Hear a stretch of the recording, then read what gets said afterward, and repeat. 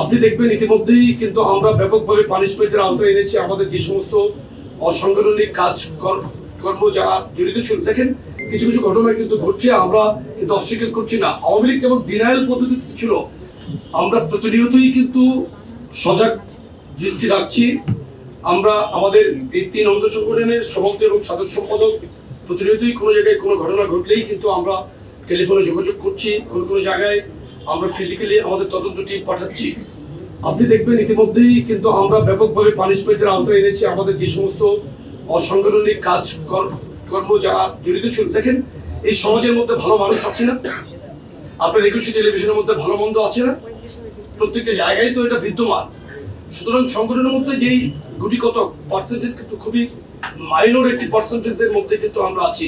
আর আপনি দেখেন পতিত ফ্যাসিস্ট আওয়ামী লীগের দোসররা কিন্তু আজকে জামাত ইসলামের আশ্রয়ে গিয়েছে কিংবা এনসিপিতে গিয়েছে বা অন্যভাবে কিন্তু কোনো ভাবে বিভিন্ন জায়গায় প্ল্যাটফর্মে তারা ঢোকার চেষ্টা করছে।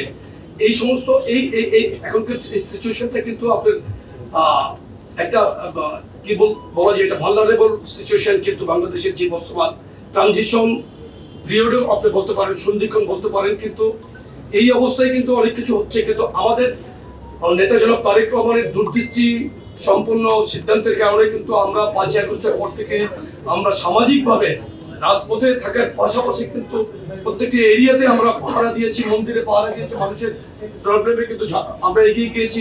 আমরা পুলিশ স্টেশনের মধ্যে আমি নিজেও আমাদের প্রত্যেকেই এখানে যারা সিনিয়র নেতৃবৃন্দ শীর্ষস্থানীয় নেতারা কিন্তু আমরা গিয়েছি, তারা পুলিশ স্টেশনগুলোতে তাদেরকে আমরা সহযোগিতা করেছি। তারা এখনো পর্যন্ত বাংলাদেশের পুলিশ আমি মনে করি স্টেবল মেন্টালিটি তারা ফিরতে পারে নাই। সো দ্যাট এখানে কিছু কিছু ঘটনা কিন্তু ঘটছে, আমরা কিন্তু অস্বীকার করছি না। আওয়ামী লীগ যেমন ডিনায়াল পদ্ধতিতে ছিল, আমরা কিন্তু ডিনাই করছি না, আমরা স্বীকার করছি, দায়িত্ব দিচ্ছি, বহিষ্কার করছি, কারোর বিরুদ্ধে মামলা করছি, অ্যারেস্ট করাচ্ছি।